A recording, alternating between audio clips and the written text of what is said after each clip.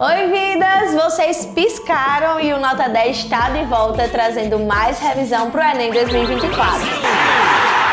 E para esse sabadão repleto de alegria, Dia das Crianças, nós preparamos um conteúdo super especial. Porque aqui no nosso canal é assim, você se diverte enquanto aprende. É claro! E para começar, nós vamos de aula de espanhol. La quanto la suelo la vai lá para comprar uma bengala de pão? Vocês sabem que nós temos na prova apenas 5 questões de língua estrangeira. E conhecer a gramática e fazer uma boa interpretação de texto pode ser o diferencial para você acertar tudo. Não depende só de nós outros, mas vamos fazer de nós outros trabalhando. É isso que nós vamos ver na nossa primeira aula de hoje. Olá, chicos e chicas, sejam bem-vindos. Sejam bem-vindos a mais uma aula de espanhol.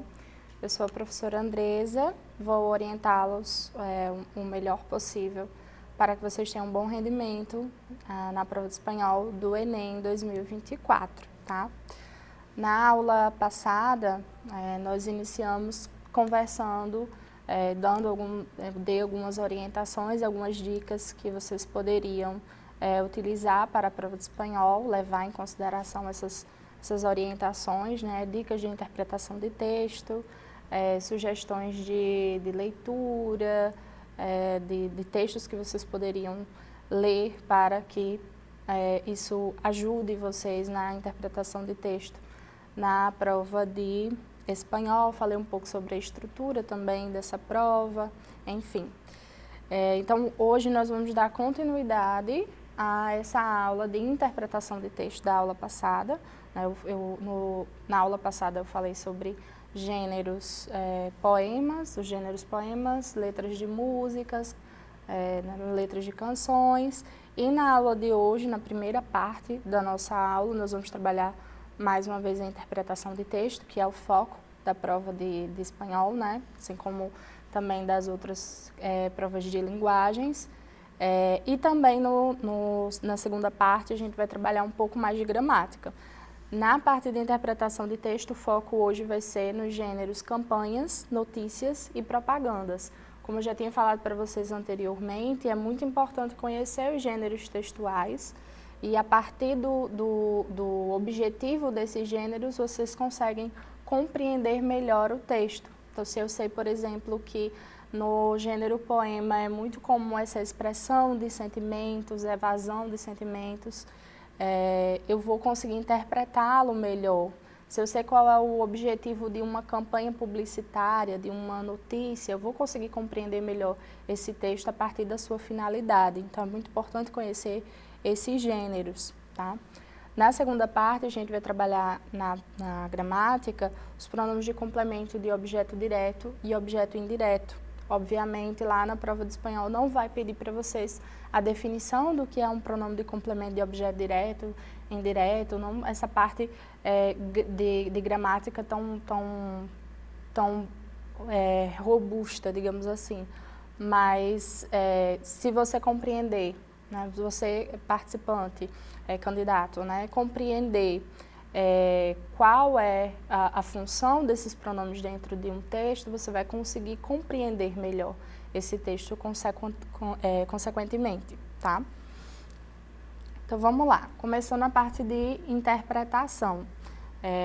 Eu trouxe para vocês uma sugestão na aula passada, que é, quando o texto ele for um pouco mais extenso, como é esse que a gente está percebendo aqui no slide, ele é um texto um pouco mais extenso, né, mais denso, então aí é muito provável que durante a leitura a gente se perca, né, com relação ao objetivo, né, da questão. Então é importante primeiro ler o enunciado da questão, o que a questão está pedindo, qual é o objetivo, o que essa questão espera do participante, para depois ir ao texto, né? Porque isso vai te ajudar a ter um olhar mais clínico, mais objetivo para esse texto. Então, vamos pular aqui só para ver qual é o enunciado da questão, né? O que a questão está pedindo para o participante. O texto apresenta informações sobre um futuro trabalho de escavação de um sítio arqueológico peruano. Sua leitura permite inferir que? Então, de modo geral, né, o que a gente consegue inferir? A gente consegue retirar de informação desse texto. Tá? Qual é o objetivo aqui desse texto? Eu vou começar a leitura e vocês acompanham comigo, né, fazem a leitura junto comigo em casa, tá? Excavarán plaza cerimonial del frontis norte de Huaca de la Luna.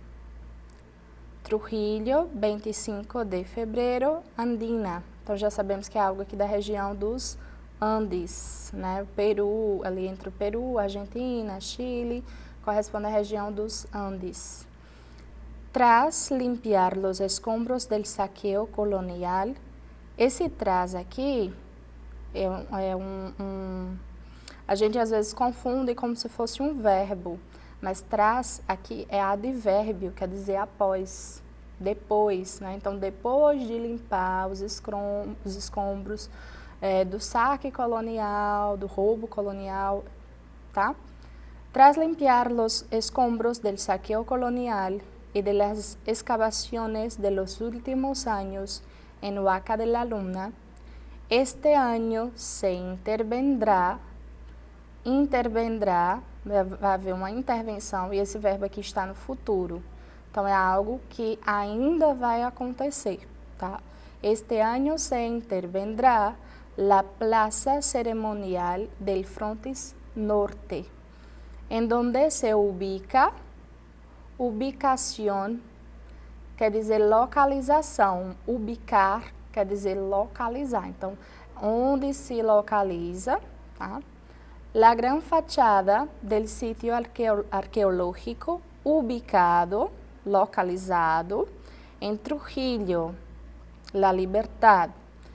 Informaram hoje fuentes culturais. Então, até aqui, o que a gente pode entender, né, do texto? Que esse lugar, chamado Huaca de la Luna, vai haver, então, uma intervenção na praça cerimonial do frontis, da fronte norte, que está localizada na fachada desse sítio arqueológico. E aí vai haver, então, uma intervenção, tá?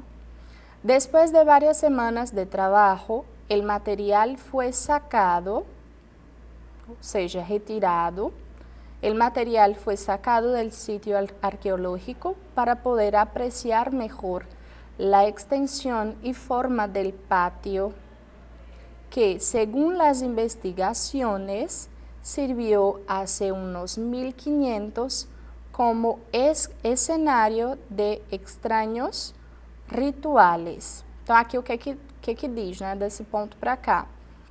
Depois de várias semanas, né, de trabalho, de escavação, esse material foi retirado desse sítio arqueológico para ser analisado, e a partir disso eles puderam verificar que esse pátio, esse lugar, este sítio, né, este lugar, segundo as investigações, esse lugar serviu então há mais ou menos 1500 anos, serviu como escenário.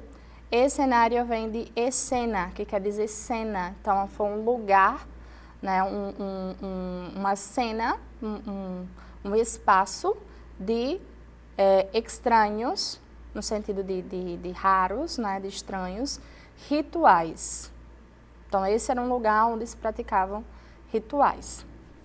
Próximo parágrafo.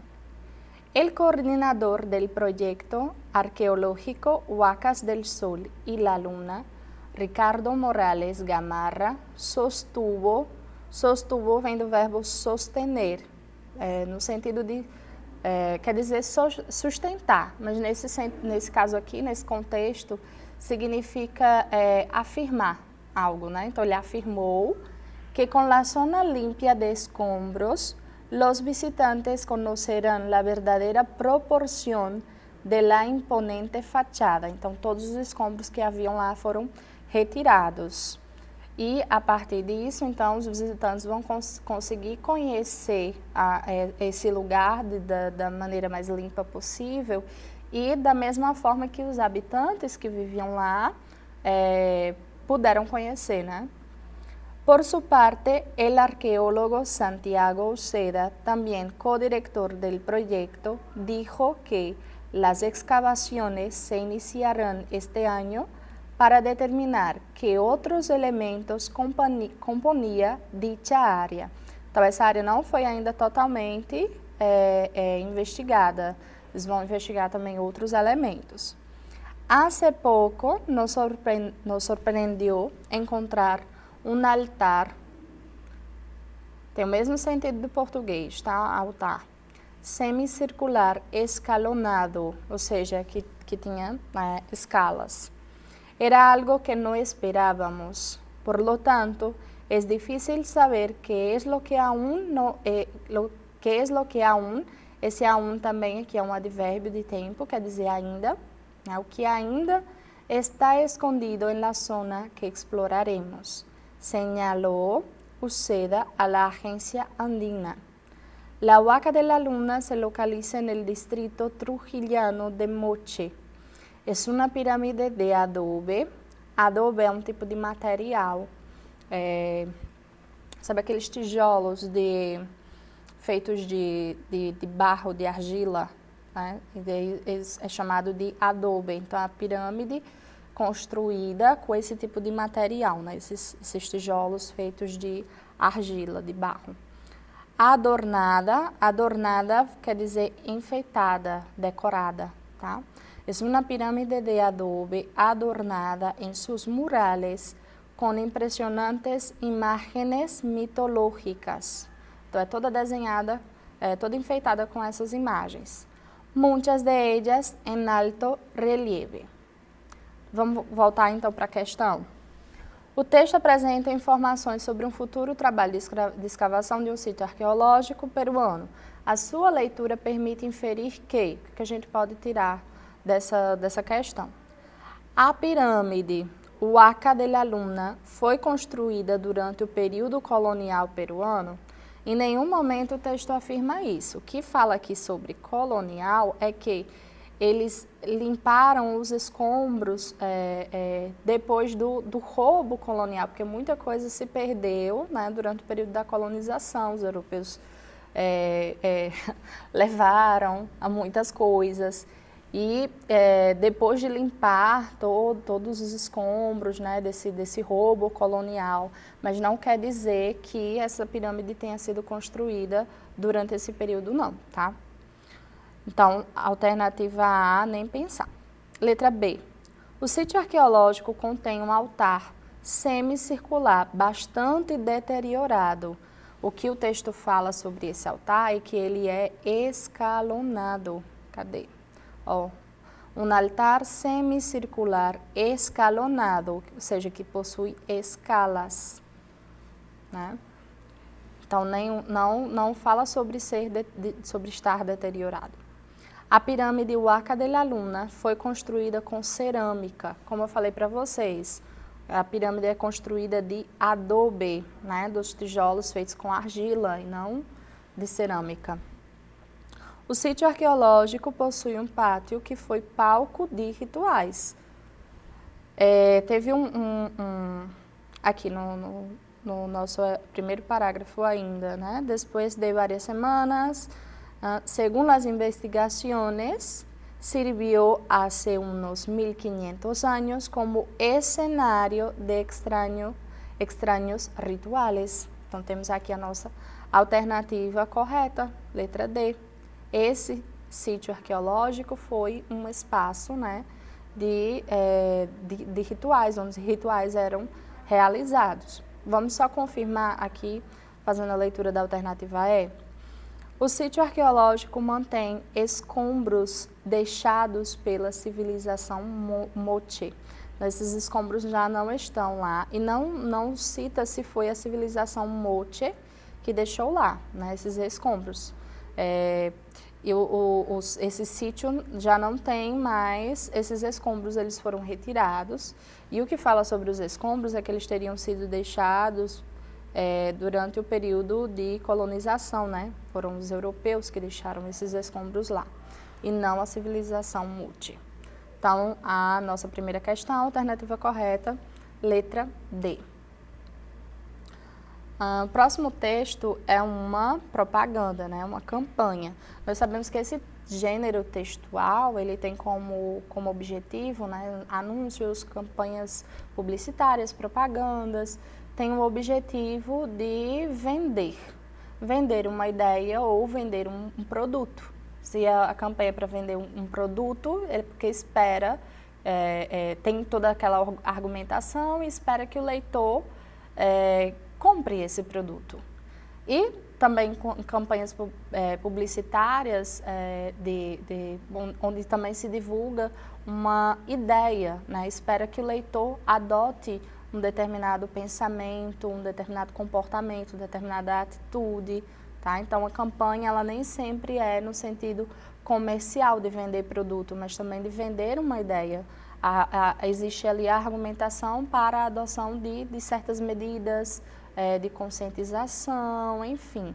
Mas a característica principal do gênero campanha é a presença desse argumento, né, dessa argumentação para que o leitor ou compre algum determinado produto ou adote determinada ideia. Nós temos aqui, como se trata de um texto curto, a gente não precisa ir direto para o enunciado, podemos ir fazer a leitura do texto. Nós temos aqui um gênero, então, que ele é formado tanto pela linguagem verbal, né, quanto também a linguagem não verbal. E essa linguagem não verbal precisa ser bastante explorada porque ela faz bastante diferença. Se a gente observar aqui a imagem, nós temos a presença, né, de várias pegadas diferentes, de vários animais. E algo aqui que é totalmente destoante, que é uma latinha de refrigerante amassada, né?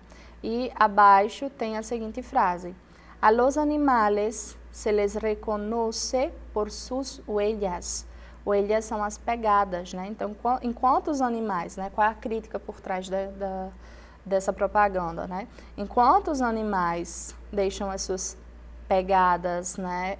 Das suas patinhas, dos seus pezinhos, o ser humano, né? A raça humana, o que faz? Deixa lixo jogado na rua, né? No ambiente. E aí o enunciado diz o seguinte: esse anúncio faz parte de uma campanha de conscientização que pretende. Então, aqui pretende vender uma ideia. Que ideia é essa? Fazer um catálogo com as pegadas das variadas espécies? Será? Fazer um catálogo das pegadas dessas espécies? Nada a ver, né? Alertar sobre o risco do consumo abusivo de bebidas enlatadas. Em nenhum momento fala sobre o risco desse consumo abusivo. Denunciar o impacto ambiental causado pelo ser humano.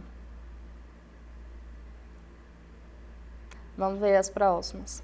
Chamar a atenção para o perigo de extinção de alguns animais, apesar desse ser um problema ambiental, né, bastante presente nos dias atuais, mas não é o foco aqui dessa campanha. Promover uma marca de refrigerante usando a sua embalagem. A forma como está aqui a latinha, dá para imaginar de que marca se trata, mas não é esse o foco, né? Então, a nossa alternativa correta seria realmente a letra C. O objetivo é denunciar esse impacto ambiental que é causado pelo ser humano e, de certa forma, até comparar, né, a racionalidade humana, a dita racionalidade humana, que, na verdade, está bem inferior à dos próprios outros animais, né? O próximo texto, ele, na verdade, são vários fragmentos de notícias, tá? O texto resume informações divulgadas por 3 meios jornalísticos chilenos sobre manifestações estudantis ocorridas nesse país em função da melhoria da educação. Então, esses 3 fragmentos falam do mesmo assunto, mas com perspectivas pouco diferentes, né? Comparando essas informações, constata-se que os 3 fragmentos, então a gente vai encontrar algo em comum nesses 3 fragmentos, tá? O primeiro é El Diario La Tercera. En su edición online, resalta que son 150.000 los asistentes a la marcha y que exigen plebiscito si el gobierno no responde a las demandas. Además, rescata que para los organizadores la movilización fue exitosa. Exitosa en un sentido de éxito, suceso, ¿no? Y remarca que un amplio porcentaje de los asistentes marchó en orden. Solo al final de la movilización, grupos encapuchados, con capuz, quemaron un automóvil, y automóvil es lo mismo que vehículo, né? Quemaram então um carro, e atacaram edifícios en el sector Paseo Bulnes. Então, aqui, de acordo com esse diário, eles teriam, de certa forma, tido êxito, mas houve algo que, ao final, não foi tão legal, né? Que foi esse ato de vandalismo de queimar um automóvel. Entanto, el periódico La Hora titula "Con incidentes culmina nueva marcha por la educación", pero aclara que la manifestación, que había sido pacífica desde temprano quer dizer cedo, finalizou com distúrbios. Então, até então tinha sido pacífica, mas finalizou com alguns atos de rebeldia. Y repite la información del auto quemado en Paseo Bulnes, que marca la tercera, aunque aclara que el ministro del Interior, Rodrigo Impster, criticou los desórdenes. Então, aqui diz a mesma coisa, né, com outras palavras, que até então tinha sido pacífico, mas que houve esses atos de rebeldia. Mientras que la edición online de El Mercurio destacou que incidentes aislados, isolados, protagonizados por encapuchados, ¿no? Con máscaras, capuz, se han producido en esta jornada en las principales ciudades del país, una vez concluídas las marchas por la educación. Então, aqui fala que houve alguns incidentes de maneira isolada. Então, o que tem em comum em todos esses fragmentos? Esses 3 fragmentos destacam o incêndio de um automóvel durante a passeata. Esse é o destaque. Evidencia o descontentamento de políticos com o evento. Não fala nada a respeito disso.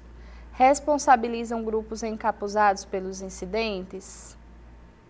Não exatamente, né? Não está presente em todos os textos isso. Reconhecem o sucesso das mobilizações realizadas? Reconhecem o sucesso até certo ponto, né? Porque cita também algumas desordens. Assinalam tumultos no desfecho das manifestações. Vamos ver. Aqui no primeiro parágrafo, cita que um grupo de encapuchados queimaram um automóvel, né? Até então, estava tudo... a mobilização ela foi um sucesso até então, né? Foi exitosa. Os alunos teriam marchado em ordem, mas que ao final dessa mobilização, alguns grupos, né, queimaram esse carro. Então, finalizou com esse ato de rebeldia. O segundo periódico, La Hora, considera que estava sendo pacífica a manifestação desde cedo, mas finalizou com alguns distúrbios, né, com algumas desordens. E El Mercurio destacou que houve alguns incidentes isolados, né, protagonizados por esses grupos encapuchados, né. Vejam que aqui, de acordo com La Hora, não culpabiliza os encapuchados por isso, né. Então, a nossa alternativa mais coerente, de acordo com o texto lido, seria, então, a alternativa E, né? Seria a nossa alternativa correta. Bom, esse foi o primeiro bloco, né, onde eu trouxe algumas orientações com relação à interpretação de texto dos gêneros campanhas, né, notícias, propagandas publicitárias, enfim, espero ter ajudado. A gente vai fazer um breve intervalo e volta daqui a pouco. Olá, voltamos para mais um bloco com aula de espanhol para o Enem. Agora, né, nessa segunda parte da aula, nós vamos ter um foco mais gramatical. É importante quebrar esse mito de que não precisa estudar gramática, porque no Enem, na prova de espanhol, você vai cobrar a interpretação de texto. Isso não é verdade. É verdade até certo ponto, né? A interpretação de texto é realmente o foco, é o que a prova espera do candidato, do participante. O foco é na interpretação textual, que ele consiga ler e interpretar e assimilar as informações contidas em determinado texto. Mas para compreender esse texto é preciso compreender o vocabulário, é preciso compreender alguns aspectos gramaticais também, né? Então, é importante conhecer alguns aspectos gramaticais. E eu trouxe para vocês um aspecto gramatical que eu diria que é o top 1 de nível de dificuldade do espanhol. Um pouquinho difícil, mas depois que você entende ele, entende esse tópico e você começa a ter um olhar diferente para a língua e um olhar diferente para o texto, né? Para a leitura do texto, isso vai te ajudar a interpretar muito melhor os textos escritos em língua espanhola, tá? Esse conteúdo, então, seria sobre pronomes, pronombres, objeto, directo e indirecto, que são os pronomes de complemento de objeto direto e objeto indireto. Para isso, é necessário usar resgatar os conhecimentos que vocês têm em língua portuguesa. Isso vai ajudar bastante, porque existe uma certa semelhança, né, com relação à transitividade verbal, né, de complemento, enfim. Então, o que é essa classe de palavras, né? Vamos só relembrar aqui para que serve um pronome, né? Pro significa substituir. E nombres, né? A gente sabe que significa nome. Então, qual é a função gramatical de um pronombre? É substituir um nome. E aí existem várias classes, vários tipos, né, de pronomes. Tem pronomes pessoais, pronomes relativos, pronomes interrogativos, pronomes de complemento, enfim, existem vários pronomes, tá? E aqui, no caso, os pronomes de complemento, de objeto direto e indireto, eles servem, então, para substituir o complemento direto e o complemento indireto das orações, tá? Então, são utilizados para fazer referência a pessoas ou coisas, então serve tanto para pessoas quanto coisas, e assim evitar repeti-las. Isso aqui é muito importante no quesito coesão textual, isso ajuda muito, inclusive, na redação, tá? Quando o texto, né, ele precisa ser pensado como uma coxa de retalhos, né? A gente, quando vai construir um texto, o texto não é só um amontoado de palavras soltas, isoladas. Essas palavras precisam estar conectadas. E a coesão é como se fosse a linha que vai costurar, que vai fazer com que esses retalhos estejam todos grudadinhos, juntinhos, para que o texto seja algo coeso, coerente, né? Que leva, então, à coesão.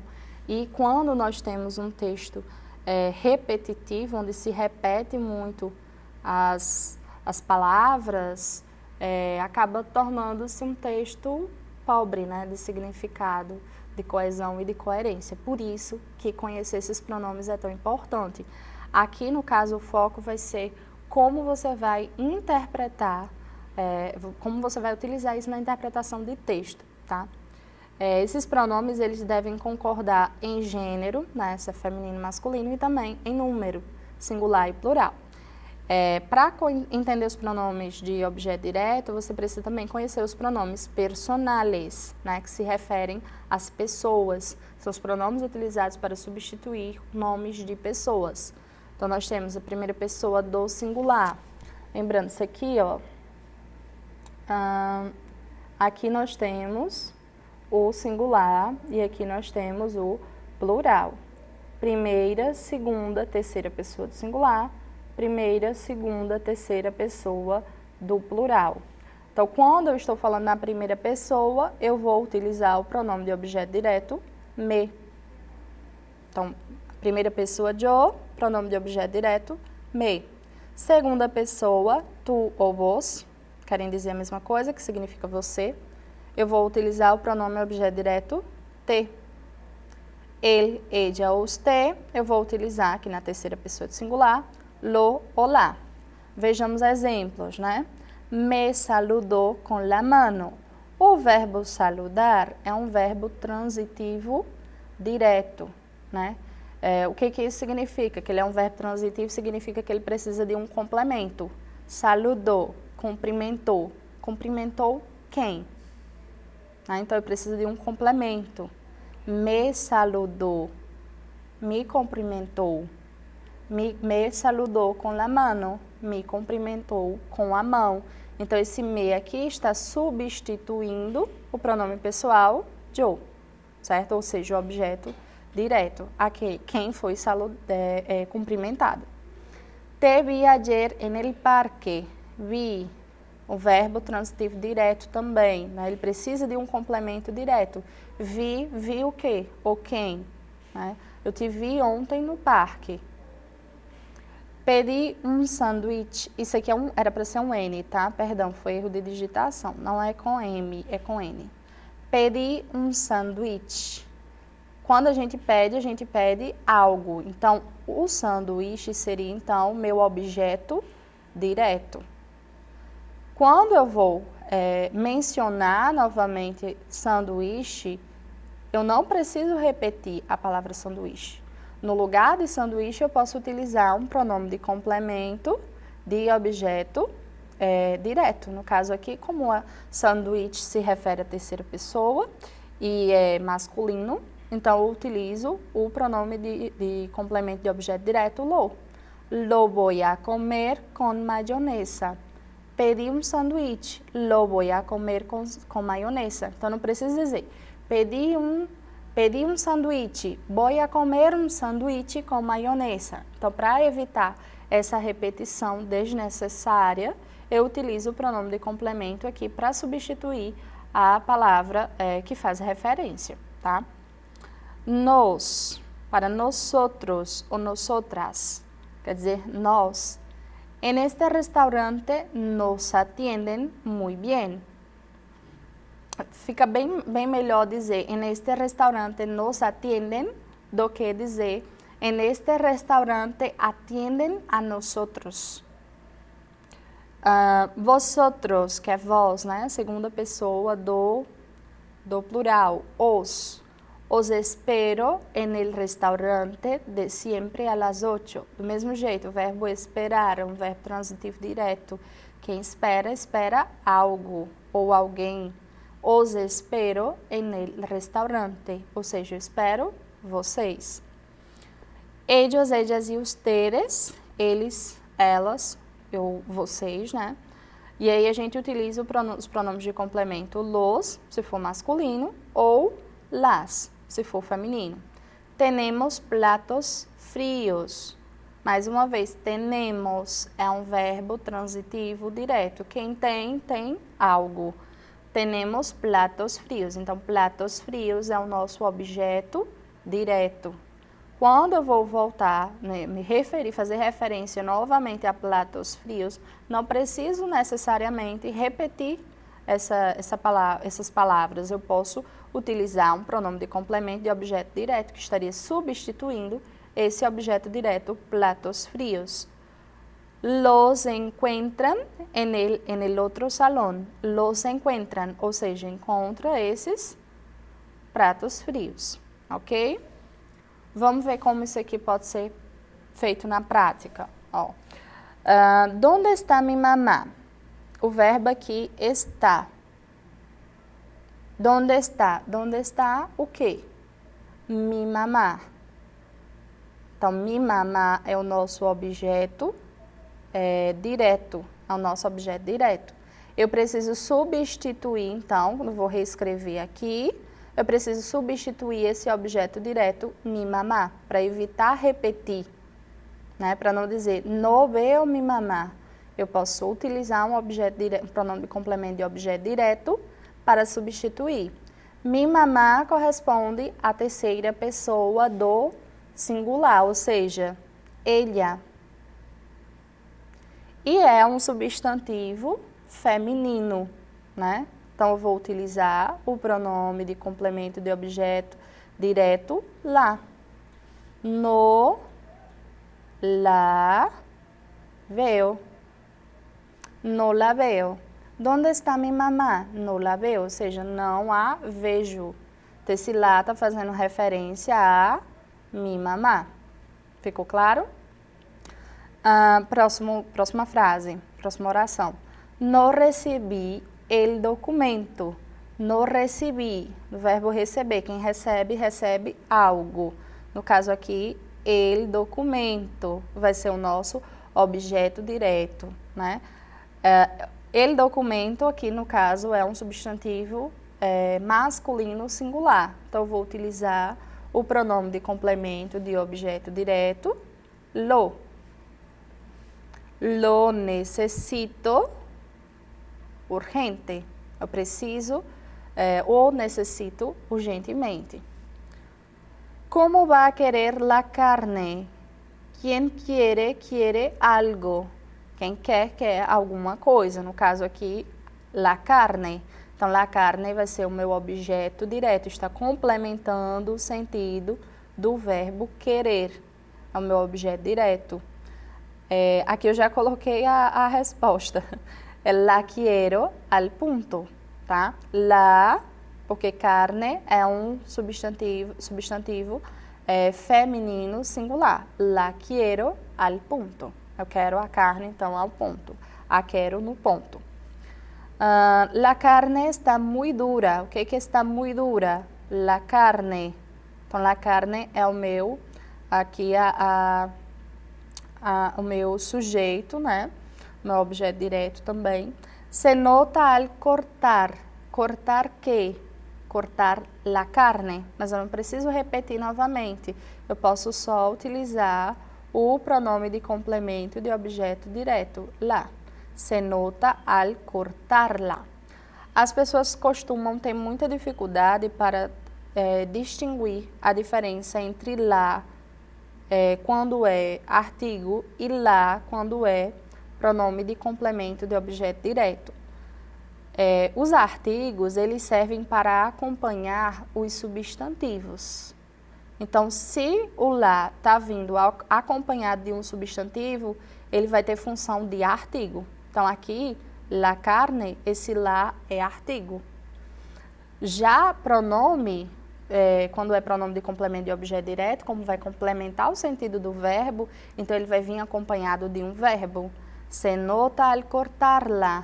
Esse lá está aqui acompanhado do verbo cortar. Então, não pode ser artigo. Artigo não acompanha verbo.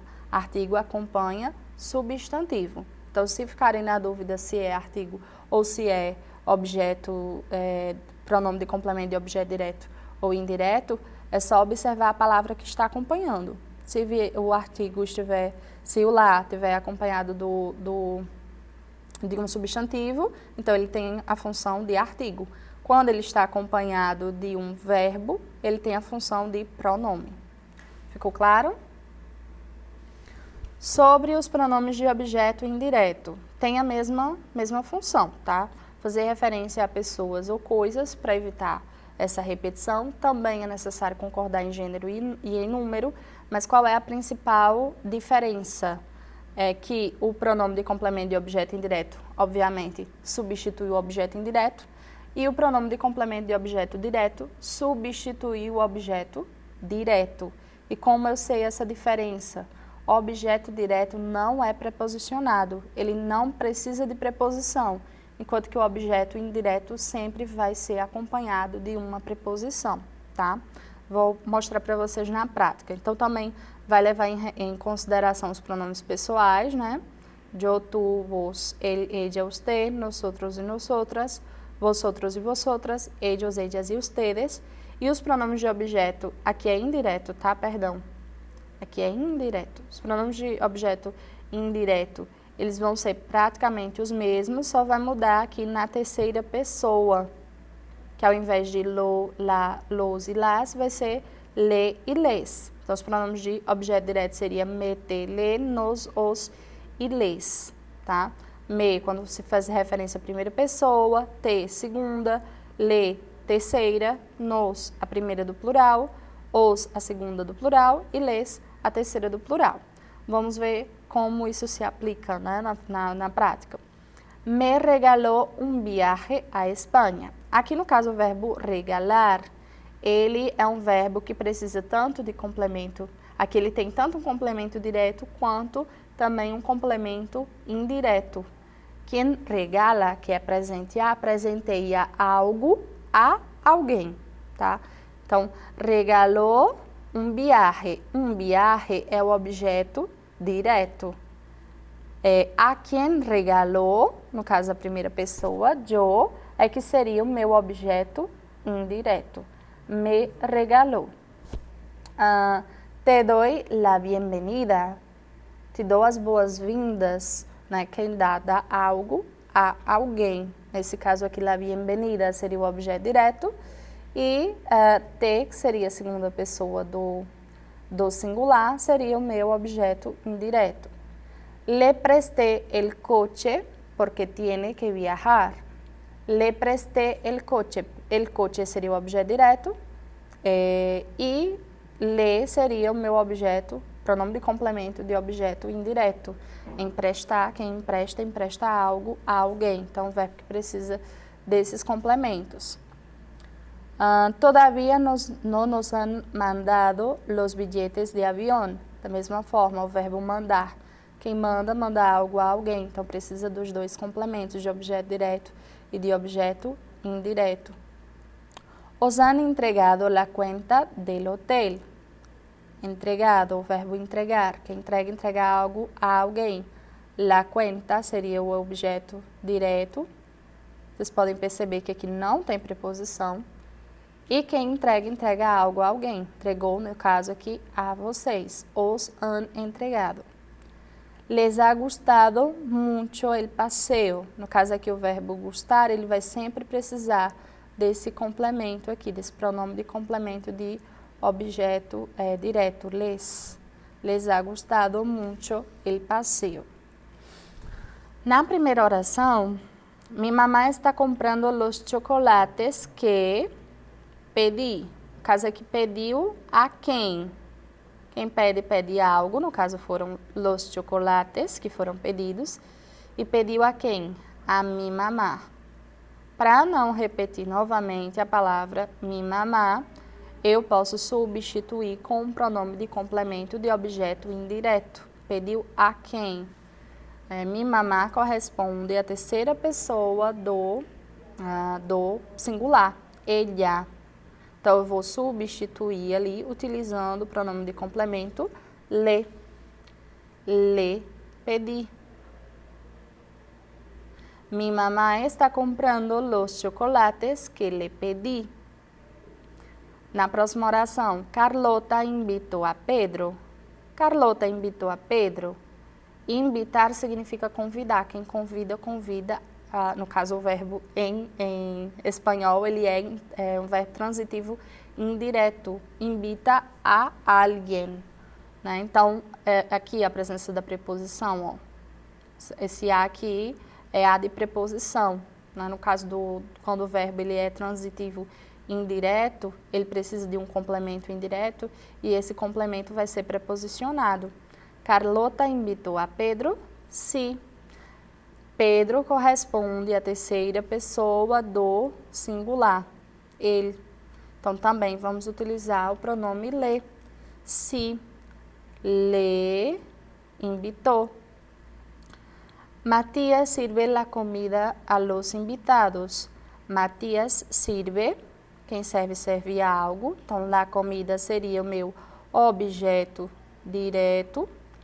A los invitados. Olha a preposição a. Tá vendo que aqui o objeto direto, para o objeto direto, não é necessário a preposição, mas para o objeto indireto é necessário haver preposição. Matías sirve la comida a los invitados. Quando a gente vai substituir aqui, no caso vamos substituir apenas o objeto indireto, tá? Porque o objeto direto foi repetido aqui. Matías, los invitados corresponde então à terceira pessoa do plural, ellos, los invitados. Então a gente vai substituir com o pronome de complemento les. Matías les sirve la comida. Na próxima oração, yo dije a mis amigos que no voy a la fiesta. Yo dije, eu disse, quem diz algo a alguém. Eu dije a mis amigos. Mais uma vez aqui a preposição. Então, mis amigos vai ser o meu objeto indireto. Que no voy a la fiesta seria então o meu objeto direto. Mis amigos, objeto indireto. Que no voy a la fiesta seria o objeto direto. Ok? Como é que a gente faz então para substituir? Mis amigos corresponde a ellos, terceira pessoa do plural. Então, mais uma vez, eu vou utilizar o pronome de complemento les. Yo les dije. Yo les dije que no voy a la fiesta. Eu lhes disse que não vou à festa. Ficou claro? Vamos ver como isso ajuda na interpretação textual. Nós temos aqui uma campanha publicitária que diz o seguinte: nós temos aqui um homem, metade então do seu rosto está deteriorado, né? A outra metade está normal, que está conservada. A gente percebe aqui a presença do cinza, né? De como o ambiente está bastante deteriorado, assim também como o rosto do homem. E a frase diz o seguinte: lo que le haces al planeta, te lo haces a ti. Esse verbo aqui, haces, o verbo vem do verbo hacer, que significa fazer. Está conjugado aqui no presente do indicativo. Lo que le haces al planeta, te lo haces a ti.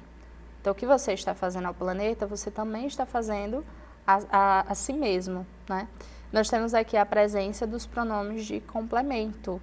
O lo, o le e o te.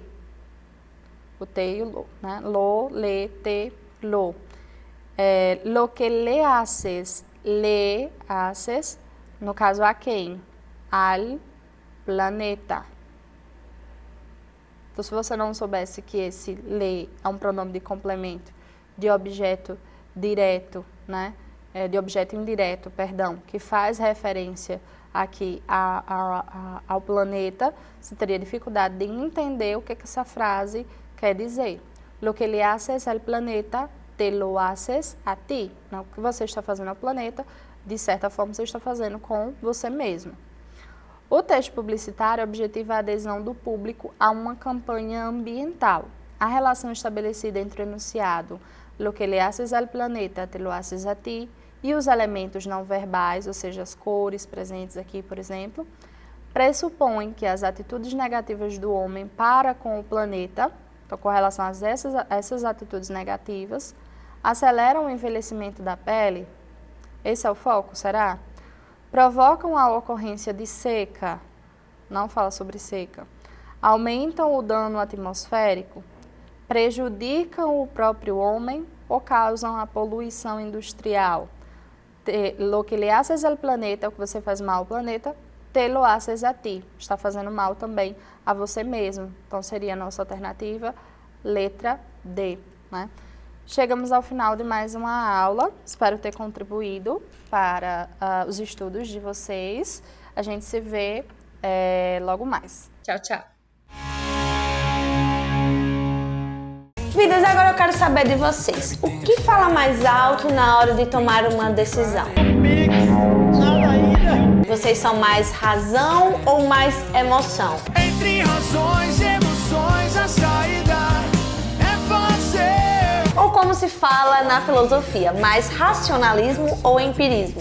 Esse é o assunto da nossa próxima aula de Ciências Humanas. Olá pessoal, tudo bem com vocês? Aqui quem fala é o professor Samuel Whitley, professor de filosofia. E estamos aqui juntos para mais um encontro, para mais uma aula de filosofia para o Enem, tá certo? Pessoal, nos nossos últimos encontros, nós discutimos muito aspectos da filosofia antiga, né? E eu expliquei para vocês conceitos de pensadores como Sócrates, como Platão, como Aristóteles, ou seja, vimos um pouco do pensamento ocidental, clássico, tá certo? A partir de agora, a gente vai meio que dar um salto no tempo e eu irei explicar para vocês um outro contexto da filosofia que também costuma se apresentar com bastante recorrência dentro do Enem, que é a filosofia moderna, ok?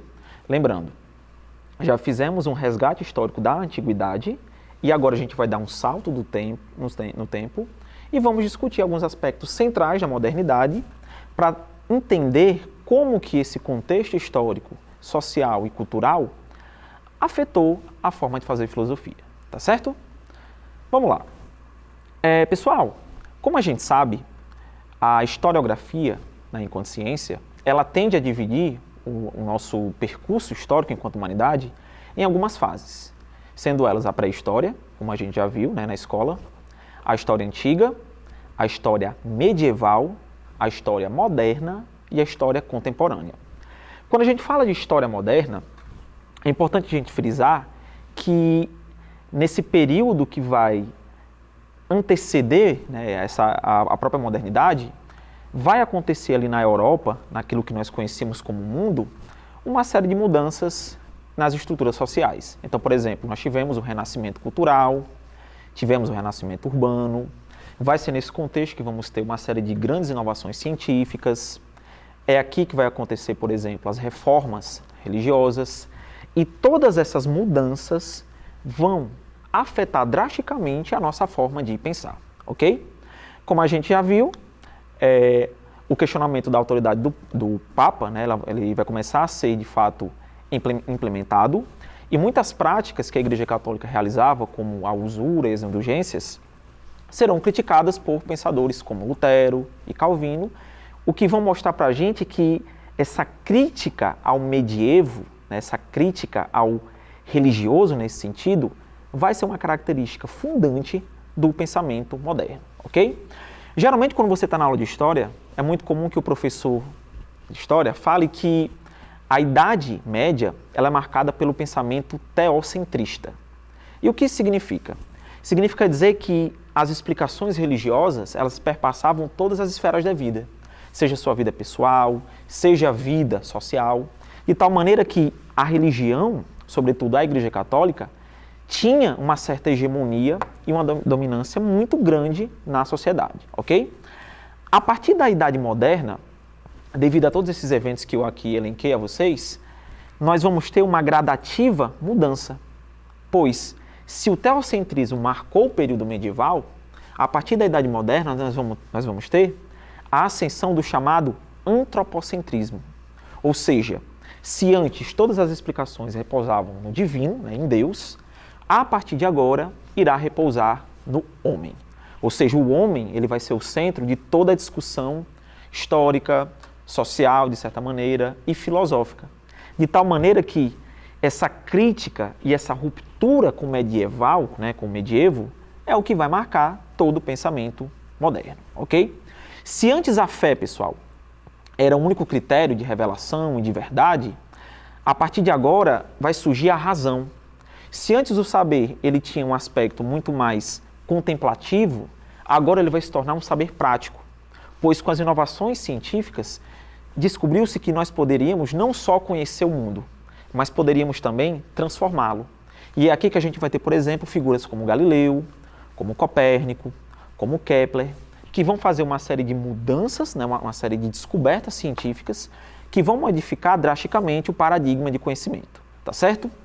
Tá bom, Samuel. Tudo isso aí você está falando, eu já vi na aula de História. O que é que isso tem a ver com filosofia? É aqui que a filosofia ela vai mudar.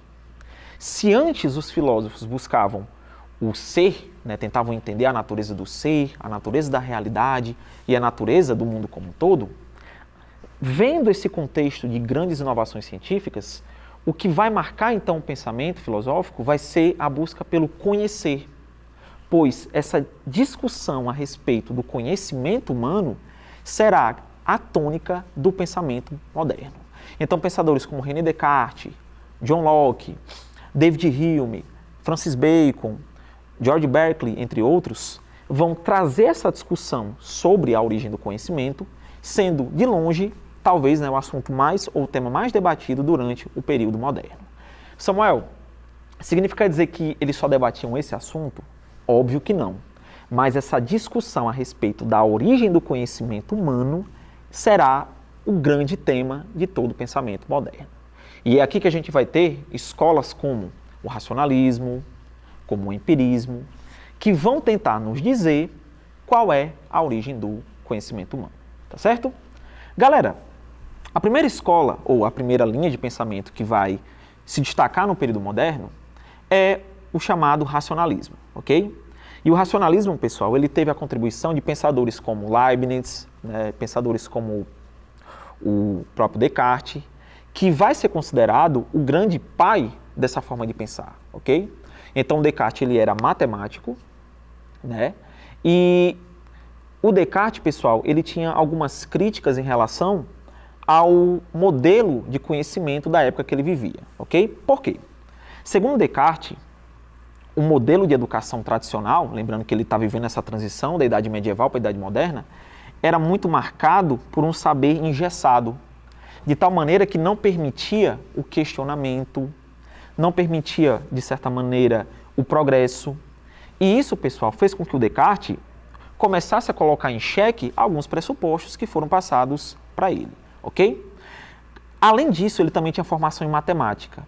E como ele percebia que a matemática tinha uma objetividade que a filosofia não tinha, ele começou a fazer a seguinte pergunta: afinal de contas, como é que nós podemos obter um conhecimento que seja certeiro? Como é que nós podemos obter um conhecimento que seja de fato seguro?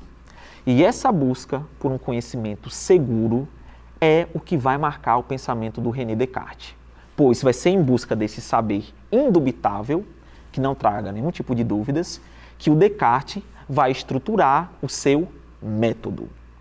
Galera, é aqui que vem um ponto que é fundamental. O Enem ele não exige que a gente saiba ipsis literis todas as etapas do método do Descartes, mas o que a gente tem que entender é que essa busca por um caminho seguro, por um conhecimento que seja tão certeiro quanto a matemática, é o que vai marcar o pensamento do Descartes, tá certo? Vamos lá, galera. Segundo Descartes, se nós quisermos, de fato, progredir em termos de conhecimento, nós temos que colocar em dúvida tudo que existe, ok? Então, só podemos aceitar como verdade aquilo que for claro e evidente. Se aquele conhecimento que eu estou buscando, ele me traz questionamentos, me traz dúvidas, me traz incertezas, não tem como, segundo Descartes, ele ser verdadeiro. Então, eu só posso aceitar como verdade aquilo que for claro e evidente, aquilo que for tão assertivo quanto uma verdade matemática. E, galera, ele vai levar esse processo de dúvida tão a sério, mas tão a sério, que ele vai colocar praticamente tudo em questionamento. Ele vai colocar os sentidos, vai colocar os testemunhos, vai colocar o senso comum, vai colocar as autoridades, e ele vai além. Ele vai colocar até mesmo a própria existência. Afinal de contas, diz Descartes, quem é que me garante que eu existo? Quem é que me garante que tudo que eu estou vivendo hoje não passa de uma ilusão? Quem é que me garante que a realidade que eu vejo com os meus olhos não seja uma projeção da minha consciência? Quem é que me garante que não exista um Deus enganador, um gênio maligno, como Descartes fala, e que esse Deus esteja me manipulando e brincando comigo? O que é que eu tenho de evidência que sustenta a minha existência? E essa dúvida, pessoal, acerca da própria existência vai ficar conhecida dentro da história da filosofia como a dúvida metódica. Porque o Descartes ele vai tão além, mas tão além nessa crítica e nesse questionamento, que ele vai duvidar até mesmo da sua própria existência, ok? Só que aí Descartes ele vai chegar à seguinte conclusão. Ele vai perceber que para poder questionar isso daí, para poder fazer esse tipo de questionamento, automaticamente ele precisa inferir que ele existe enquanto ser pensante. Pois para poder refletir sobre o mundo, né, sobre as coisas e sobre o universo, é necessário, logicamente falando, que eu exista. Né? E como o próprio Descartes fala, o pensamento, pessoal, ele me prova que eu existo. Pois para poder pensar sobre o mundo, né, para poder ter consciência sobre as coisas e sobre a realidade, automaticamente eu preciso existir. E para Descartes, isso é uma forma de conhecimento indubitável. Pois mesmo que eu coloque em xeque, mesmo que eu coloque em dúvida, eu não posso duvidar da minha existência. Pois o pensamento prova que eu existo. Né? Ou nas palavras de Descartes, penso, logo existo. Vamos ver aqui como já caiu no Enem, tá certo? Bom, pessoal, aqui nós temos uma questão, né, que foi do Enem 2021, que ela fala o seguinte: a filosofia é como uma árvore, cujas raízes são a metafísica, o tronco a física, e os ramos que saem do tronco são todas as outras ciências, que se reduzem a 3 principais: a medicina, a mecânica e a moral. Entendendo por moral a mais elevada e a mais perfeita porque pressupõe um saber integral das outras ciências e é o último grau de sabedoria. Essa construção alegórica de Descartes acerca da condição epistemológica da filosofia tem como objetivo o quê? Ou seja, o fato de Descartes fazer essa analogia de que a filosofia é como se fosse uma árvore, que todos os conhecimentos emanam dela, leva Descartes a concluir o quê? A. Tem como objetivo sustentar a unidade essencial do conhecimento. B. Tem como objetivo refutar o elemento fundamental das crenças. C. Tem como objetivo impulsionar o pensamento especulativo. D. Tem como objetivo recepcionar o método experimental. Ou E. Tem como objetivo incentivar a suspensão do juízo. Ou seja, quando Descartes faz essa analogia, né, essa metáfora, o que é que ele quer dizer? Ora, se ele está dizendo que a filosofia é como uma árvore e que todos os conhecimentos vêm dela, significa dizer que tudo vem de um lugar. Logo, significa dizer que para Descartes a filosofia é a mãe do saber, né? Ela é a mãe das ciências. Portanto, a alternativa correta é a letra A. Descartes está querendo, então, sustentar a unidade essencial do conhecimento. Está querendo nos mostrar que a filosofia é a base do saber e que todas as outras ciências emanam dela. Tá certo? Vamos ver outra questão? Enem 2019. Texto 1. Considero apropriado deter-me algum tempo na contemplação deste Deus todo perfeito, ponderar totalmente à vontade seus maravilhosos atributos, considerar, admirar e adorar a incomparável beleza dessa imensa luz. René Descartes. Texto 2. Qual será a forma mais razoável de entender como é o mundo? Existirá alguma boa razão para acreditar que o mundo foi criado por uma divindade toda-poderosa? Não podemos dizer que a crença em Deus é apenas uma questão de fé. Então aqui já a gente tem um segundo texto, né, de um comentador, onde ele traz algumas discussões filosóficas, no caso. Né? Vamos ver aqui o que o enunciado quer. Os textos abordam um questionamento da construção da modernidade que defende um modelo A. Centrado na razão humana. B. Baseado na explicação mitológica. C. Fundamentado na ordenação imanentista. D. Focado na legitimação contratualista. Ou E. Configurado na percepção etnocêntrica. Ou seja, qual é o modelo de conhecimento que esses textos estão trazendo? Acabei de comentar com vocês que Descartes é um grande expoente do chamado racionalismo. E que para os racionalistas, todo conhecimento vem da razão. Logo, se ele é racionalista e se ele defende que a razão é a fonte do conhecimento, só pode ser a alternativa A. Ou seja, para Descartes, o conhecimento deve ser centrado na razão humana, pois é a nossa capacidade racional de discernimento, de consciência do mundo, que nos leva, de fato, a saber. Beleza? Mais uma questão. Na primeira meditação, eu exponho as razões pelas quais nós podemos duvidar de todas as coisas, e particularmente das coisas materiais. Pelo menos, enquanto não tivermos outros fundamentos nas ciências, além do que tivemos até o presente. Na segunda meditação, o espírito reconhece, entretanto, que é absolutamente impossível que ele mesmo, o espírito, não exista. Descartes, Meditações Metafísicas. O instrumento intelectual empregado por Descartes para analisar os seus próprios pensamentos, tem como objetivo o quê? A. Identificar um ponto de partida para a consolidação de conhecimento seguro. B. Observar os eventos particulares para a formação de entendimento universal. C. Analisar as necessidades humanas para a construção de um saber empírico. D.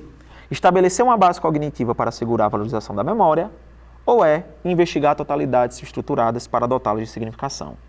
Qual é o objetivo de Descartes ao colocar em dúvida até mesmo a própria existência?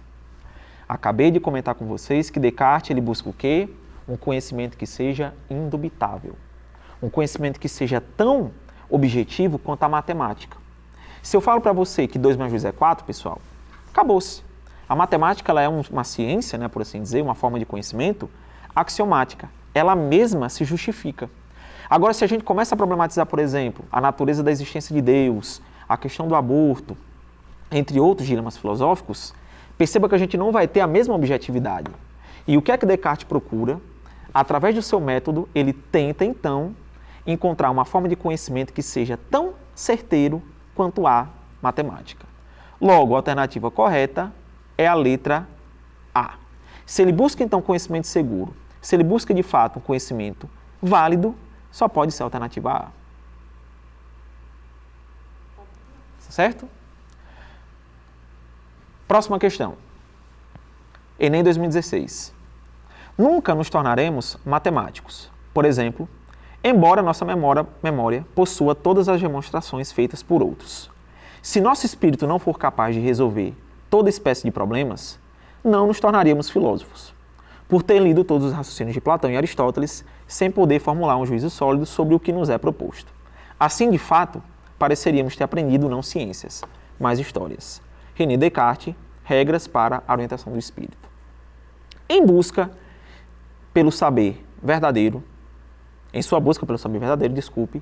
o autor considera o conhecimento de modo crítico como resultado da o quê? A. Investigação de natureza empírica. B. Retomada da tradição intelectual. C. Imposição de valores ortodoxos. D. Autonomia do sujeito pensante. Ou E. Liberdade do agente moral. Quando Descartes coloca esses pontos aí, essas questões, o que é que ele está querendo nos mostrar? Se vocês perceberem aqui no texto, pessoal, Descartes fala que se nós não conseguirmos emitir qualquer tipo de opinião, né, o juízo acerca de um pensamento, nós não seríamos filósofos, no caso aqui, né? Nós seríamos apenas historiadores. Então, uma coisa é você ler um Aristóteles, ler um Platão, e você apenas replicar o que ele fala. Outra coisa é você aprender, né, ler Aristóteles, ler Platão, e conseguir refletir sobre o que eles falaram, né, trazendo novas implicações. Então, para Descartes, não basta que a gente apenas assimile esse conhecimento. É importante que a gente, né, seja crítico, né, faça uso da nossa capacidade racional.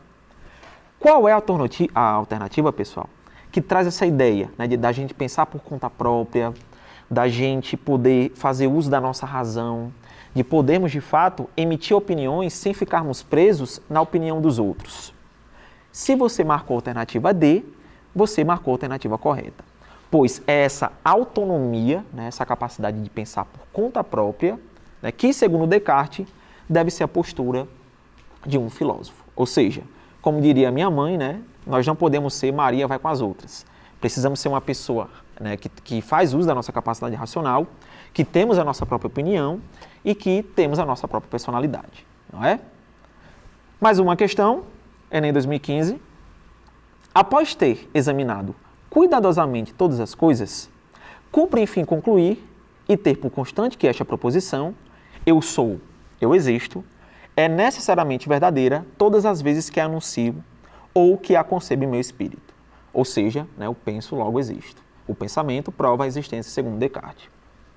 A proposição eu sou, eu existo corresponde a um dos momentos mais importantes da ruptura da filosofia do século XVII, com os padrões da reflexão medieval. Por quê? Ou seja, essa expressão que o Descartes está utilizando, né, esse cogito, como ele fala, me mostra exatamente qual mudança em relação à história da humanidade. A. Estabelecer o ceticismo como opção legítima. B. Utilizar silogismos linguísticos como prova ontológica. C. Inaugurar a posição teórica conhecida como empirismo. D. Estabelecer um princípio indubitável para o conhecimento. ou é questionar a relação entre filosofia e o tema da existência de Deus. Ou seja, quando Descartes enuncia essa fala, penso logo existo, o que é que ele está buscando? Cansei de comentar com vocês que ele está buscando um conhecimento que seja o quê? Indubitável. Um conhecimento que não traga nenhum tipo de dúvida. Um conhecimento que seja tão objetivo, tão verdadeiro quanto a matemática. E para poder atingir esse conhecimento, eu preciso fazer uso do método. Eu tenho que seguir determinadas etapas, segundo Descartes, para poder atingir a verdade. Logo, se você marcou a alternativa D, você marcou a alternativa correta. Para Descartes, então, temos que estabelecer um princípio indubitável para o conhecimento. Temos que ter uma forma de conhecimento que seja tão certeiro, né, que seja tão verdadeiro quanto a matemática. Pessoal, fazendo aqui uma reflexão um pouco sobre a vida de vocês. Quem é que nunca pensou sobre isso? Quando você está na sua casa, ou até mesmo quando você está em um rolê e você tem uma crise existencial. Quantas vezes a gente não refletiu sobre esse tipo de questão? Será que eu existo? Será que a minha vida não passa de um filme? Será que neste exato momento eu não estou em algum lugar e tudo isso que eu estou vendo na minha frente não passa de uma ilusão? Eu acredito que todos vocês, em algum momento da sua existência, devem ter pensado sobre isso. Mas não se preocupem que Descartes, desde o século XVII, já nos mostrava que o nosso pensamento comprova a nossa existência. Ou, nas palavras de Descartes, penso, logo existo. Galera, eu queria finalizar essa aula com uma citação do Descartes que eu acho muito linda. Em uma das suas obras, o Descartes, ele vai trazer uma definição do que é ser humano. E eu peço aqui licença para vocês, para a gente poder ler ela aqui bem rapidinho, tá certo? Diz Descartes: o que eu sou? Sou uma coisa que pensa, isto é, que duvida, que afirma, que ignora muitas, que ama, que odeia, que quer e não quer, que também imagina e que sente. Ou seja, isso é o ser humano, segundo Descartes. Bom, pessoal, essa foi a nossa aula de hoje. Espero que você tenha entendido esses aspectos mais centrais da filosofia moderna e que você tenha conseguido compreender qual é a tônica da filosofia que foi realizada nesse período, tá bom? Espero que vocês tenham gostado. Se possível, acompanhe nossas redes sociais, porque sempre estamos postando novas aulas com professores que são incríveis. Valeu, galera. Abraços, beijo, até a próxima. Olá, pessoal. Estamos de volta e nessa nossa aula iremos dar continuidade à nossa discussão a respeito da filosofia moderna, tá bom? Na primeira parte da aula, falamos um pouco sobre o racionalismo, de René Descartes, e vimos como esse debate acerca da origem do conhecimento, permeou grande parte da discussão na modernidade. E agora, pessoal, a gente vai ver a outra face da moeda. Se para os racionalistas o conhecimento vem da razão, para os empiristas o conhecimento vem dos sentidos. E quando vamos falar de empirismo, não tem como não mencionarmos a contribuição de David Hume, que ao lado de John Locke e de outros grandes pensadores, vai ser considerado um dos principais precursores do pensamento empirista, tá certo? Vamos lá. Pessoal, o David Hume, ele foi um filósofo britânico, que levou adiante essa discussão que se inicia praticamente com o Francis Bacon e que vai atravessar o pensamento do John Locke. Então, para o David Hume, pessoal, não é necessariamente a nossa razão que é a fonte do conhecimento. Por quê? Para eu poder conhecer a realidade, para eu poder conhecer o mundo, eu preciso fazer uso da minha sensibilidade. Ou seja, são as minhas sensações, a minha empiria, como diria em grego, que me permite conhecer o mundo. Então, é o meu tato, é o meu olfato, é o meu paladar. São os meus sentidos, segundo David Hume, que de fato me tornam possível o ato de conhecer. Para David Hume, a nossa forma de acessar a realidade se dá através daquilo que ele chama de percepção. O que é percepção? Percepção significa sentir, ser afetado por algo, ou seja, perceber. E para David Hume, é através da nossa percepção que nós conhecemos o mundo. Segundo ele, a nossa percepção ela é dividida em duas faculdades. Entenda a faculdade aqui, pessoal, muito mais como uma habilidade, uma capacidade humana. Sendo elas aquilo que ele chama de impressão e aquilo que ele chama de ideia. Para David Hume, o que vai distinguir uma da outra é a intensidade.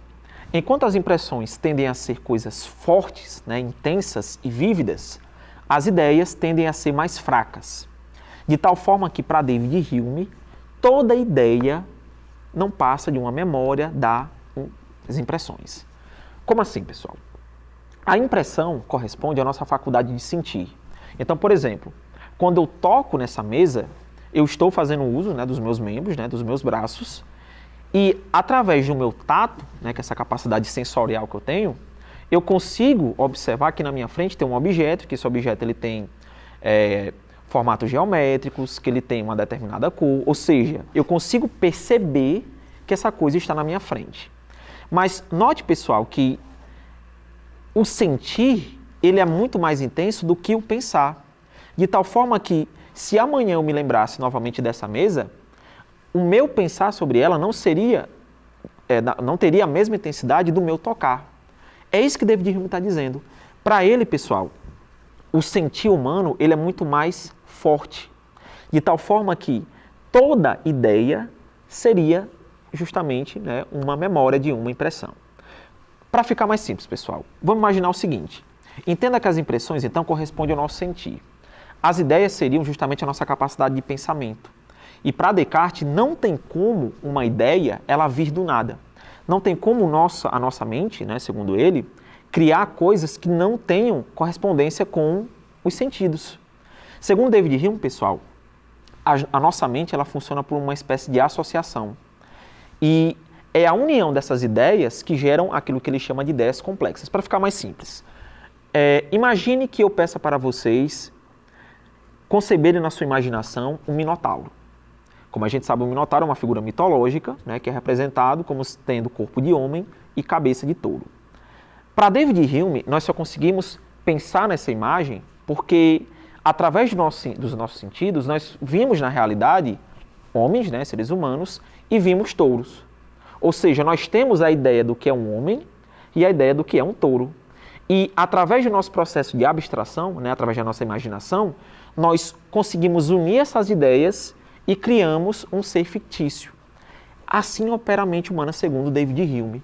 É através dessa união de sentidos com racionalidade, com razão, que eu consigo, de fato, conhecer o mundo e que eu consigo, de fato, conhecer a realidade. Ok? Ou seja, não tem como as ideias, segundo David Hume, virem do nada. Então, aquela ideia, né, de inatismo, como defendia o Descartes, que nós nascemos com determinados conhecimentos, para David Hume não faz muito sentido. Porque, segundo ele, nós só conseguimos conhecer de fato, só conseguimos pensar em determinadas coisas, porque antes tivemos contato através da nossa sensibilidade. Tá certo? Outra questão que o David Hume vai abordar no seu pensamento, pessoal, é a discussão a respeito da indução. O que é isso? A gente costuma dizer em filosofia que nós podemos encontrar, pelo menos, 2 tipos de raciocínio. Aquilo que nós chamamos de raciocínio indutivo e aquilo que nós chamamos de raciocínio dedutivo. O raciocínio dedutivo é aquele raciocínio que parte de afirmações gerais e que conclui afirmações particulares. Já o raciocínio indutivo ele é o contrário. Ele é aquele que a gente parte de afirmações particulares e fazemos inferências gerais. Samuel, não estou entendendo nada. Para ficar mais simples. A ciência natural, como a física, a química, a biologia, a medicina, ou seja, as ciências naturais como a gente conhece, elas seguem um raciocínio indutivo. Ou seja, elas partem de casos particulares e fazem conclusões gerais. Para ficar mais simples, vamos pensar aqui uma vacina. Como é que uma vacina ela é desenvolvida? Os cientistas, eles observam grupos específicos de pessoas, amostragem, né, específicas de pessoas, fazem seus estudos ao longo do tempo e, a partir daqueles resultados daquele grupo, eles concluem que a vacina serve para todo mundo. Ou seja, é um raciocínio indutivo. Já o dedutivo, pessoal, que é o contrário, ele está muito mais associado com a matemática, que é quando a gente parte de afirmações gerais para concluir casos particulares. Então, por exemplo, um engenheiro. Quando o engenheiro vai desenvolver uma obra, ele precisa ter noção, né, de diâmetro, de largura, de comprimento, de peso, de distância. Ou seja, ele usa um conhecimento que é universal, que é a matemática, para poder fazer um prédio, né, ou algum tipo de construção que é particular. E por que eu estou dizendo isso para vocês? Porque para David Hume, a indução, ela tem um problema filosófico.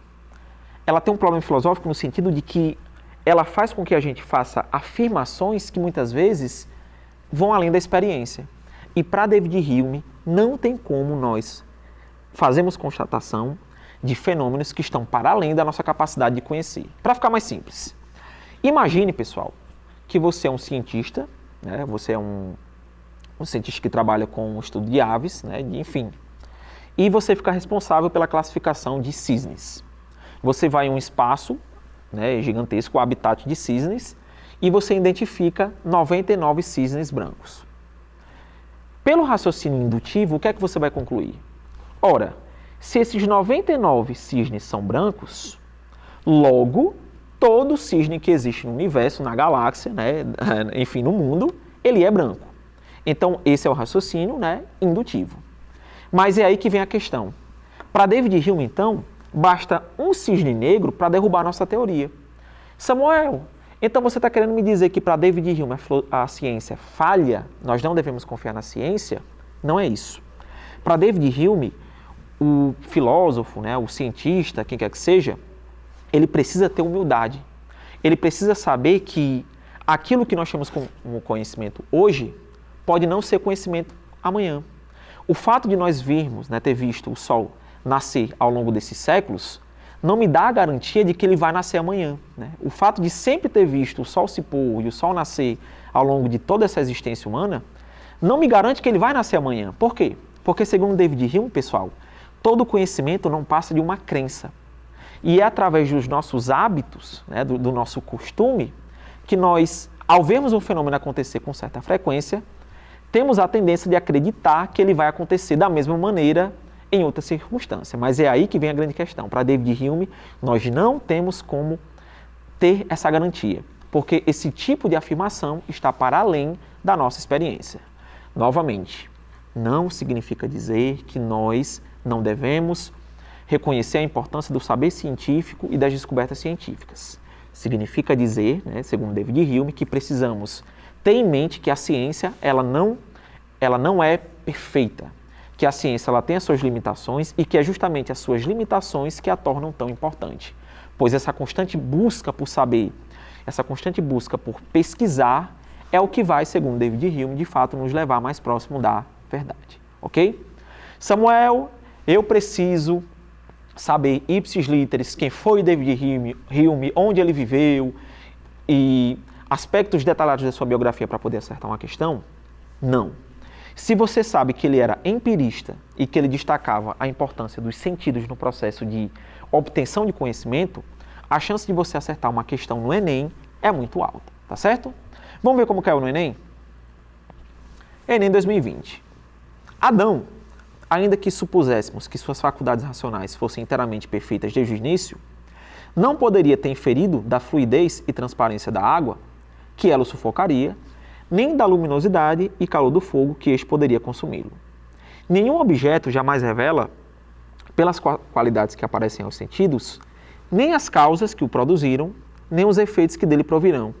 E tampouco nossa razão é capaz de extrair, sem auxílio da experiência, qualquer conclusão referente à existência efetiva das coisas ou questões de fato.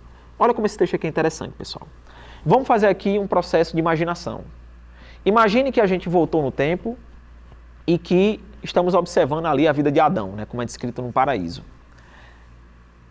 Não teria como Adão saber se a água, né, ela de fato era fluida, ela era transparente e ela não tinha gosto, se ele não fizesse uso dos seus sentidos. Ou seja, se ele não tivesse algum tipo de contato sensorial com aquela coisa, com aquele fenômeno, por assim dizer, ele não teria como fazer esse tipo de constatação. É isso que David Hume está dizendo. É somente através dos nossos sentidos que nós conseguimos, de fato, chegar a um tipo de verdade. Vamos aqui para o enunciado. Segundo o autor, qual é a origem do conhecimento humano? A. Potência inata da mente. B. A revelação de inspiração divina. C. O estudo das tradições filosóficas. D. A vivência dos fenômenos do mundo. ou é o desenvolvimento do raciocínio abstrato? Para David Hume, qual é a fonte do conhecimento? Acabei de comentar com vocês que, segundo ele, o conhecimento vem dos sentidos, ou seja, vem da nossa sensibilidade, né, do nosso contato com o real. Só pode ser assim, então, correta a alternativa D. É a nossa vivência, né, é a nossa sensibilidade que nos permite, de fato, conhecer o mundo. Próxima questão, Enem 2015. Todo o poder criativo da mente se reduz a nada mais do que a faculdade de compor, transpor, aumentar ou diminuir os materiais que nos fornecem os sentidos e a experiência. Quando pensamos em uma montanha de ouro, não fazemos mais do que juntar duas ideias consistentes, ouro e montanha, que já conhecíamos. Podemos conceber um cavalo virtuoso, porque somos capazes de conceber a virtude a partir de nossos próprios sentimentos. E podemos unir isso à figura e à forma de um cavalo, animal que nos é familiar. Ou seja, para David Hume, é através dessa associação de ideias simples que nós conseguimos, de fato, pensar. Hume estabelece um vínculo entre pensamento e impressão ao considerar que a. Os conteúdos das ideias do intelecto têm origem na sensação. B. O espírito é capaz de classificar os dados da percepção sensível. C. As ideias fracas resultam de experiências sensoriais determinadas pelo acaso. D. Os sentimentos ordenam os princípios, os pensamentos que devem ser processados na memória. Ou E. As ideias têm como fonte específica o sentimento, cujos dados são colhidos na empiria. Novamente, expliquei para vocês que, segundo David Hume, a nossa percepção é dividida em duas faculdades, impressão e ideia. O que é que vai distinguir uma da outra é a intensidade. A impressão é forte, a ideia ela é fraca. A impressão é a nossa faculdade de sentir, a ideia é a nossa faculdade de pensar. Ou, né, como diria Elis Regina, viver, né, é melhor do que sonhar. Com base nisso, pessoal, quando a gente fala dessa relação entre pensamento e impressão, podemos concluir o quê? Falei para vocês que não existe conhecimento, segundo David Hume, que não tenha passado pelos sentidos. Não existe conteúdo na nossa mente que não tenha passado pela nossa sensibilidade, porque são os sentidos que nos geram conhecimento. Com base nisso, a alternativa correta é a letra A. Os conteúdos das ideias do nosso intelecto têm origem na sensação. Então, se eu falo que essa mesa ela está na minha frente, é porque eu estou vendo. Se eu falo que essa mesa ela é sólida, é porque eu estou tocando. Se eu vejo, né, se eu falo que essa mesa ela tem a cor marrom, é porque eu estou utilizando a minha faculdade, né, da visão. Ou seja, eu estou usando a minha sensibilidade. E eu não poderia fazer esse tipo de operação mental, segundo David Hume, se eu não tivesse a minha experiência. Ok? A alternativa A é a correta. Vamos ver mais uma? Enem 2012. Experimentei algumas vezes, texto 1, que os sentidos eram enganosos. E é de prudência nunca se fiar ou confiar inteiramente em quem já nos enganou uma vez. René Descartes. Texto 2. Sempre que alimentarmos alguma suspeita de que uma ideia esteja sendo empregada sem nenhum significado, precisaremos apenas indagar de que impressão deriva esta suposta ideia. E se for impossível atribuir-lhe qualquer impressão sensorial, isso servirá para confirmar nossa suspeita. David Hume. Vamos ver o enunciado. Nestes textos, ambos os autores se posicionam sobre a natureza do conhecimento humano. Você tem então Descartes dizendo uma coisa, o David Hume dizendo outra. A comparação dos excertos permite assumir que Descartes e Hume A. defendem os sentidos como critério originário para considerar um conhecimento legítimo. B. Entendem que é desnecessário suspeitar do significado de uma ideia na reflexão filosófica e crítica. C. São legítimos representantes do criticismo quanto à gênese do conhecimento. D. Concordam que o conhecimento humano é impossível em relação às ideias e aos sentidos. Ou E. Atribuem diferentes lugares ao papel dos sentidos no processo de obtenção do conhecimento. Novamente, Descartes ele é o quê? Racionalista. O que é que dizem os racionalistas? Todo conhecimento vem da razão. Os sentidos, eles nos enganam. Eu não devo confiar naquilo que pode me enganar ou naquilo que já me enganou alguma vez. Pois se já me enganou alguma vez, pode ser que me engane novamente. Já David Hume diz o quê? O oposto. Não é a razão que me dá conhecimento. São os meus sentidos. Ou seja, veja que cada um deles atribui um sentido diferente. Enquanto para um é a razão, para outro é a experiência.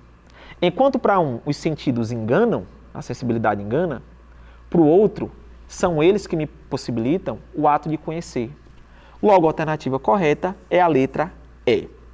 Atribuem diferentes lugares ao papel dos sentidos no processo de obtenção do conhecimento. Ok? Mais uma questão. Quando analisamos o Enem 2018 PPL, quando analisamos nossos pensamentos ou ideias, por mais complexos e sublimes que sejam, sempre descobrimos que se resolvem em ideias simples, que são cópias de uma sensação ou sentimento anterior. Mesmo as ideias que, à primeira vista, parecem mais afastadas dessa origem, mostram, a um exame mais atento, ser derivadas dela. Então é aquela história do Minotauro que eu comentei com vocês. Eu só consigo pensar em um Minotauro porque eu tenho a ideia de homem e a ideia de touro. A mesma coisa se aplica, por exemplo, a dragões, fadas, figuras mitológicas. Todas elas, segundo David Hume, são exemplos de como a nossa mente ela consegue fazer a junção dessas ideias. Então, por exemplo, quando você vai estudar algumas culturas mais antigas, você percebe que os deuses eles tinham características que misturavam elementos humanoides, de seres humanos, com figuras animalescas. Então, por exemplo, deuses com cabeça de animais. Pense, por exemplo, no Anubis, no Egito, que tinha corpo de homem e cabeça de chacal. Então, isso para David Hume é uma forma, é a forma da qual a nossa mente ela opera. Ela une essas ideias através de associação, criando ideias mais complexas ainda. Vamos para o enunciado. Depreende-se deste excerto, da obra de David Hume, que o conhecimento tem a sua gênese, tem a sua origem na o quê? Novamente, a mesma questão. A. Convicção inata. B. Dimensão a priorística. C. Elaboração do intelecto. D. Percepção dos sentidos. Ou E. Realidade transcendental. Qual é a origem do conhecimento segundo David Hume? Já cansaram de ouvir que para David Hume todo conhecimento vem da experiência. Não existe conhecimento que esteja além da nossa experiência. É a nossa capacidade sensorial que nos permite conhecer. A gente aprende, pessoal, através do processo de socialização. Ou seja, é na nossa família inicialmente que a gente vai ter esse parentesco, esse vínculo, e vai ser lá que a gente vai aprender uma série de coisas, como regras, como normas de conduta de forma geral. Vamos aprender, por exemplo, a nossa própria linguagem. Ou seja, tudo isso mostra como a nossa socialização está relacionada com a nossa experiência. Logo, se é experiência, só pode ser a letra D. É a percepção dos nossos sentidos, ou seja, é a percepção da realidade através da nossa sensibilidade que nos permite conhecer o mundo. Ok? Galera, então, pessoal, essa foi a nossa aula de hoje. Eu espero que vocês tenham entendido, espero que vocês tenham gostado, espero que vocês tenham compreendido qual é essa discussão filosófica e vamos que vamos. O Enem está chegando, está mais perto do que longe e, como eu costumo dizer aqui nas nossas aulas, a nossa vitória ela já está encaminhada. Tchau, galera, abraços, beijo, até a próxima. Fui! Gente, a dica de ouro de hoje é saber equilibrar a razão e a emoção na hora da prova. Respirar fundo e colocar em prática tudo que você estudou. Tudo bem. É isso, vidas. Semana de revisão concluída com sucesso. Você perdeu alguma das nossas aulas, ficou com alguma dúvida? É só voltar ao nosso conteúdo aí no canal ou então rever todos os nossos episódios nas multiplataformas da TCM. Aproveita e também dá uma engajada lá no nosso Instagram, @nota10tcm. Arrasta pra cima e vem ser feliz, viu? Vou ficando por aqui. Tchau, tchau.